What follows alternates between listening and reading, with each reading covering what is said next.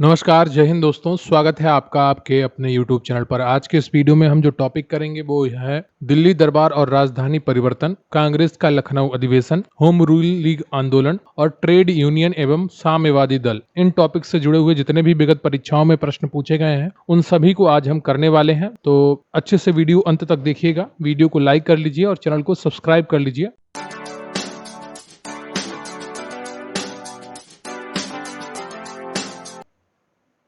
तो सबसे पहले जो हम अभी टॉपिक करेंगे वो है दिल्ली दरबार और राजधानी परिवर्तन। आपका पहला प्रश्न है कि ब्रिटिश काल में दिल्ली के पहले भारत की राजधानी कहाँ थी? Calcutta, Bombay, Patna, Lucknow. MP pieces pre 1995 का प्रश्न है। सही उत्तर है आपका ए, कलकत्ता। ब्रिटिश काल में दिल्ली से पहले भारत की राजधानी कलकत्ता हुआ करती थी।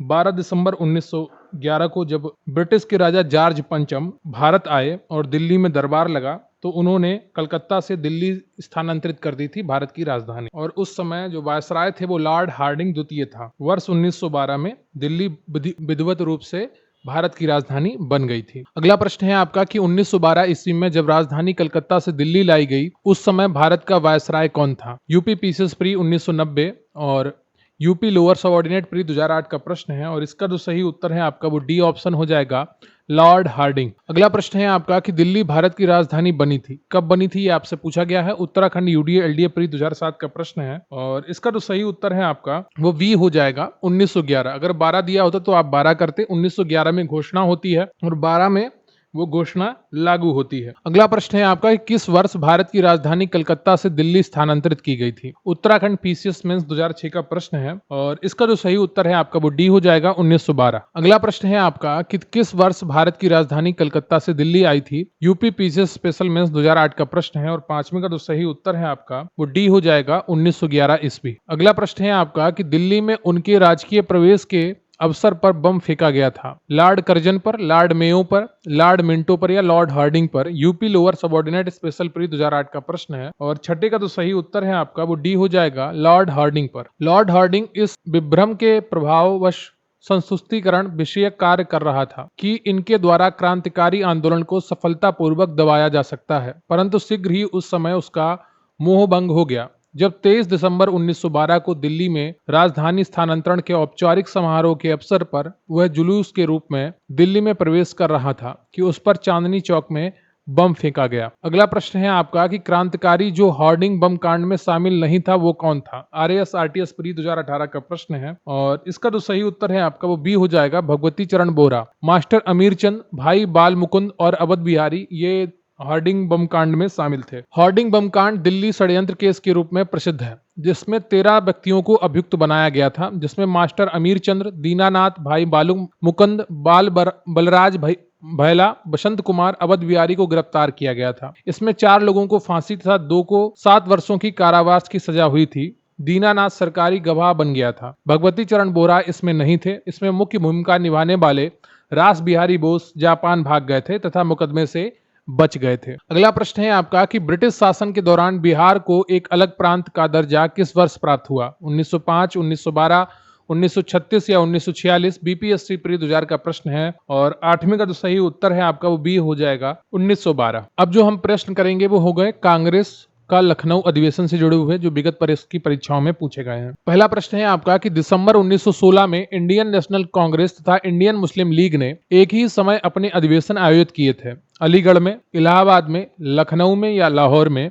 यूपी पीसीएस स्पेशल प्री 2004 का प्रश्न है और सही उत्तर आपको बताना है और पहले का जो सही उत्तर है आपका वो सी हो जाएगा, लखनऊ में। अगला प्रश्न है आपका कि 1916 में भारतीय राष्ट्रीय कांग्रेस के लखनऊ अधिवेशन की अध्यक्षता किसने की थी? एनी बेसेंट ने, लाला लाजपत राय ने, मोतीलाल नेहरू ने या एसी मजूमदार ने? UP PCS mains 2006, UP PCS pre 2009, UP PCS mains 2010 और यूपी पीसीएस मेंस 2013 का प्रश्न है। सही उत्तर है आपका डी ऑप्शन, एसी मजूमदार यानी कि अंबिका चरण मजूमदार ने इसकी अध्यक्षता की थी। अगला प्रश्न है आपका कि कांग्रेस और मुस्लिम लीग के बीच प्रसिद्ध लखनऊ समझौते पर हस्ताक्षर हुआ था 1913 में, 14 में, 15 में या 16 में? पीसीएस मेंस 2006 और पीसीएस मेंस 2010 का प्रश्न है और इसका जो सही उत्तर है आपका वो है डी, 1916 में। वर्ष 1916 में कांग्रेस और मुस्लिम लीग में समझौता हो गया ताकि संवैधानिक सुधारों की एक योजना अपनाई जा सके। इसके फलस्वरूप जारी 19 स्मरण पत्र में दोनों दलों के समकालीन राजनीतिक विचारों को साकार रूप दिया गया था। अगला प्रश्न है आपका कि अतिवादियों एवं उदारवादियों के पुनर्मिलन की प्रक्रिया में प्रमुख शिल्पी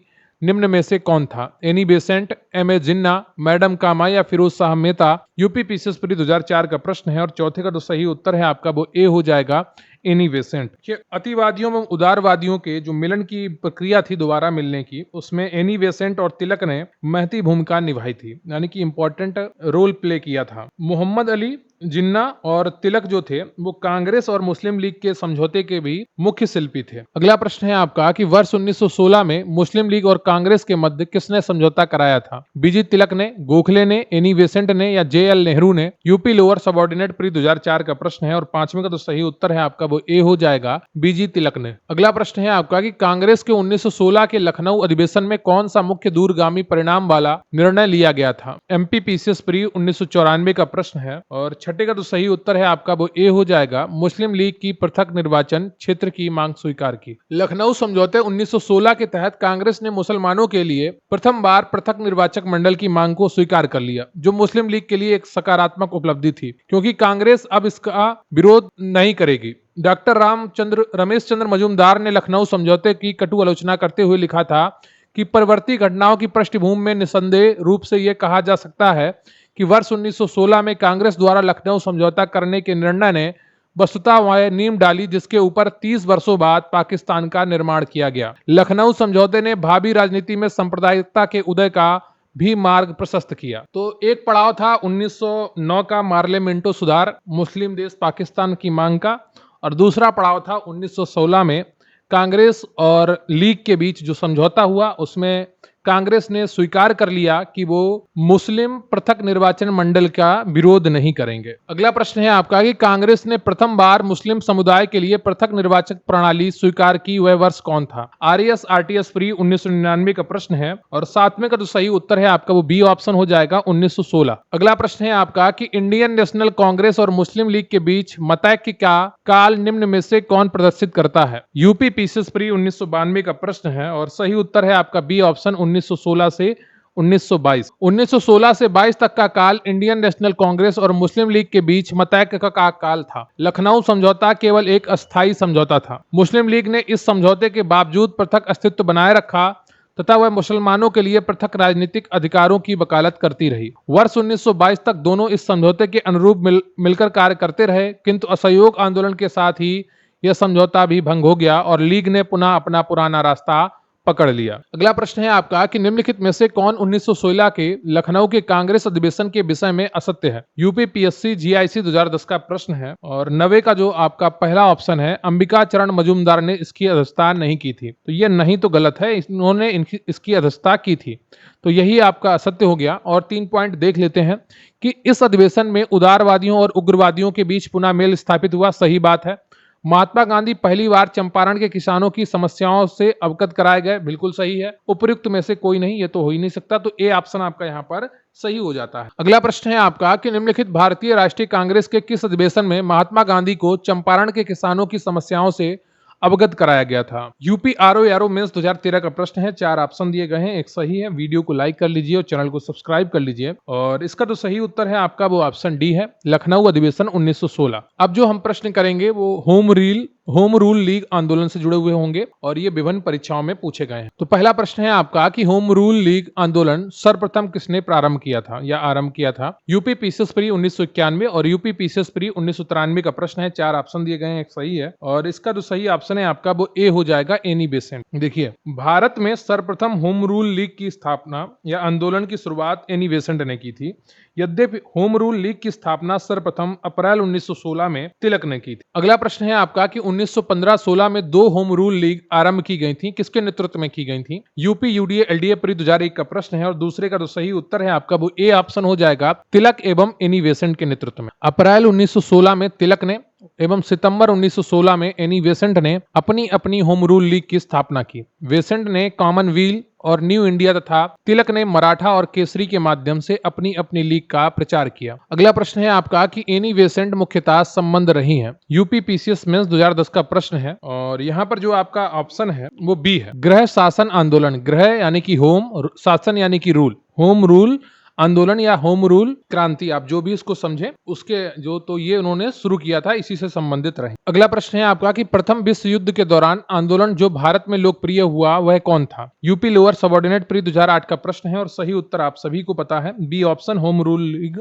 आंदोलन, होम रूल आंदोलन। अगला प्रश्न है आपका कि निम्नलिखित में से किसका योगदान होम रूल लीग की स्थापना में नहीं था। Bal Gangadhar Tilak, Annie Besant, M Subramaniam Iyer, TS. Olcott. BPSC pre 1995 का प्रश्न है और इसका जो सही उत्तर है आपका वो डी हो जाएगा, TS. Olcott. TS. Olcott home rule league से नहीं बल्कि थियोसोफिकल सोसाइटी की स्थापना से संबंधित थे। तिलक ने अप्रैल 1916 में और एनी बेसेंट ने सितंबर 1916 में होम रूल लीग की स्थापना की या आरंभ किया। एस सुब्रमण्यम अय्यर भी एनी बेसेंट की होम रूल लीग की स्थापना से संबद्ध थे। अगला प्रश्न है आपका कि निम्नलिखित में से कौन होम रूल आंदोलन से नहीं जुड़ा था। CR. Das, S Subramaniam Iyer, Annie Besant, BG Tilak. UP PCS pre 2010 का प्रश्न है, सही उत्तर आप सभी ने पहचान लिया होगा, ए ऑप्शन, सी.आर. दास। अगला प्रश्न है आपका कि किस अधिवेशन में होम रूल समर्थक अपनी राजनीतिक शक्ति का सफलतापूर्वक प्रदर्शन कर सके। बीपीएससी प्री 1994 का प्रश्न है और इसका जो सही उत्तर है आपका वो ए हो जाएगा, कांग्रेस का 1916 का लखनऊ अधिवेशन। इसमें होम रूल जो समर्थक थे उन्होंने अपनी राजनीतिक शक्ति का सफलतापूर्वक प्रदर्शन किया और कांग्रेस के एकीकरण की शुरुआत की तथा उसको प्राप्त किया। अगला प्रश्न है आपका कि होम रूल आंदोलन भारत के स्वतंत्रता संग्राम के एक नए चरण के आरंभ का द्योतक था, क्योंकि। बीपीएससी प्री 1996 का प्रश्न है, 4 ऑप्शन दिए गए हैं, एक सही है। इसने देश के सामने स्वशासन यानी कि सेल्फ गवर्नमेंट की एक ठोस योजना रखी थी। बिल्कुल सही ऑप्शन है आपका, ए ऑप्शन यहाँ पर सही हो जाएगा। अगला प्रश्न है आपका कि निम्न में से कौन फेबियन आंदोलन का प्रस्तावक था। Annie Besant, A O. Hume, Michael Madhusudan Dutt या आर. पामदत्त। आईएएस प्री 2005 का प्रश्न है और सही उत्तर है आपका ए, एनी बेसेंट। अगले प्रश्न में एनी बेसेंट के बारे में 3 पॉइंट दिए गए हैं, उनमें से कौन से सही हैं ये आपसे पूछा गया है। आईएएस प्री 2013 का प्रश्न है, होम रूल आंदोलन प्रारंभ करने के लिए उत्तरदायी थी। बिल्कुल सही है। थियोसोफिकल सोसाइटी की संस्थापिका थी। बिल्कुल गलत है। इंडियन नेशनल कांग्रेस की एक बार अध्यक्ष थी। बिल्कुल सही है। तो यहाँ पर आपका सी ऑप्शन सही हो जाएगा, 1 और 3। अगला प्रश्न है आपका कि 1920 में निम्नलिखित में से किसने अपना नाम परिवर्तित कर स्वराज्य सभा रख लिया। All India home rule league, Hindu Mahasabha, south Indian liberal federation या the servants of India society. IAS pre 2018 का प्रश्न है और 13वें का जो सही उत्तर है आपका वो ए हो जाएगा, all India home rule league. अब हम जो प्रश्न करेंगे वो है ट्रेड यूनियन एवं साम्यवादी दल से जुड़े हुए, जो विभिन्न परीक्षाओं में पूछे गए हैं। पहला प्रश्न है आपका कि भारत में 1918 में प्रथम मजदूर संघ की स्थापना की।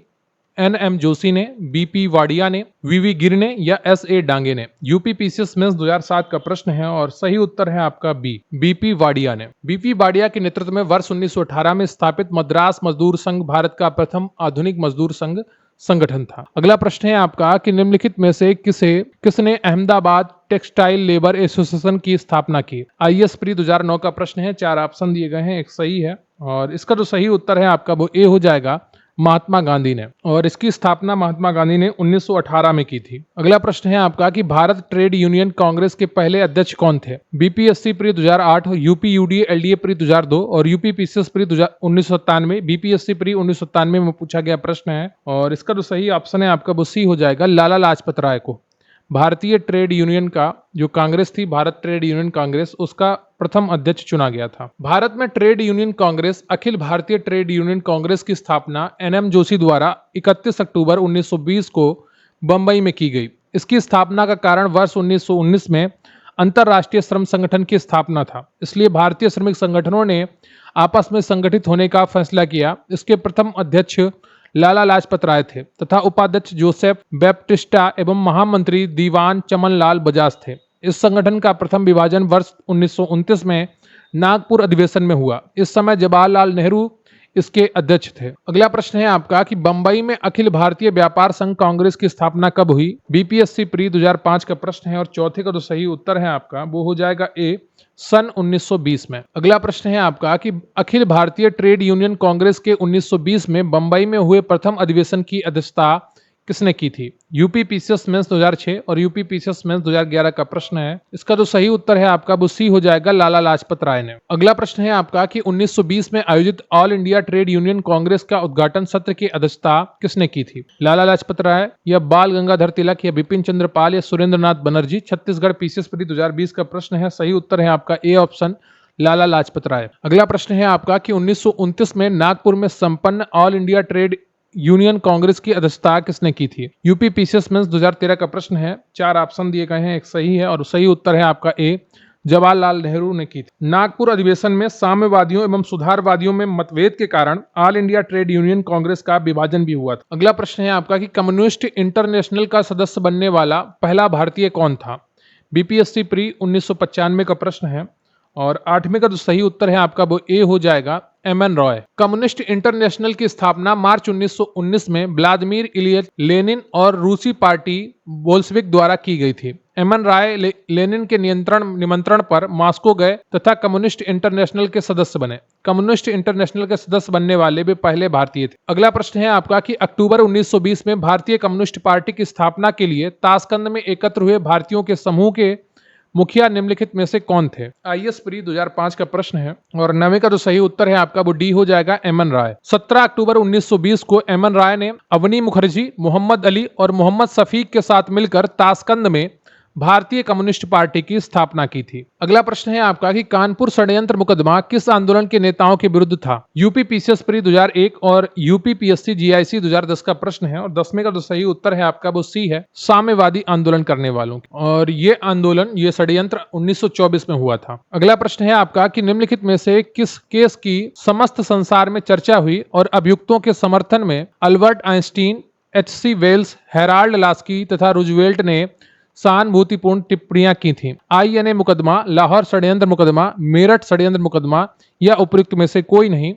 यूपी पीसीएस प्री 2017 का प्रश्न है और इसका जो सही उत्तर है आपका वो सी ऑप्शन है, मेरठ षड्यंत्र मुकदमा। वर्ष 1929-33 के बीच हुए मेरठ षड्यंत्र मामले में 33 श्रमिक नेताओं पर राजद्रोह का मुकदमा चलाया गया। इसकी पूरे विश्व में चर्चा हुई और professor Einstein, H G. Wells, Harold Laski, Romain रोला तथा रूजवेल्ट ने इसकी कटु आलोचना की थी। अगला प्रश्न है आपका कि ट्रेड यूनियन आंदोलन के क्रांतिकारी चरण का समय था? बीपीएससी प्री 2008 का प्रश्न है और 12वें का जो सही उत्तर है आपका वो बी हो जाएगा, 1926 से 1939 तक। अगला प्रश्न है आपका कि 1940 में रेडिकल डेमोक्रेटिक पार्टी का गठन किसने किया? इंद्रसेन, एमएन राय, सोमेंद्र नाथ टैगोर या Sachindra Nath Sanyal? UP PCS mains 2007 का प्रश्न है और 13वें का तो सही उत्तर है आपका वो बी हो जाएगा, एमएन रॉय ने किया था। सचिंद्र नाथ सान्याल ने बंदी जीवन नामक किताब लिखी थी। अगला है आपका प्रश्न कि सोमेंद्र नाथ टैगोर द्वारा स्थापित दल का क्या नाम है? यूपी पीसीएस प्री एग्जाम 2015 का प्रश्न है और इसका जो सही उत्तर है आपका बी हो जाएगा, क्रांतिकारी साम्यवादी दल। इसकी स्थापना 1934 में सोमेंद्र नाथ टैगोर द्वारा की गई थी। यह पार्टी भारतीय साम्यवादी दल से टूटकर बनी थी। तो आज का ये टॉपिक आपका पूरा होता है जिसमें आपने सभी शानदार प्रश्न किए हैं। दिल्ली दरबार और राजधानी परिवर्तन, कांग्रेस का लखनऊ अधिवेशन, होम रूल लीग आंदोलन, ट्रेड यूनियन एवं साम्यवादी दल, इनसे जुड़े हुए जितने भी प्रश्न विभिन्न परीक्षाओं में पूछे गए थे वो सभी आपको करवाए गए हैं। अगला टॉपिक भी आपको बहुत ही जल्दी मिलेगा। आधुनिक भारत के इतिहास का ये 17वां वीडियो था। प्राचीन भारत के और मध्यकालीन भारत के प्रश्नों का जो सीरीज है हमारे चैनल पर उपलब्ध है, आप उसको भी देख सकते हैं। मिलते हैं अगले वीडियो में, तब तक के लिए जय हिंद, जय भारत।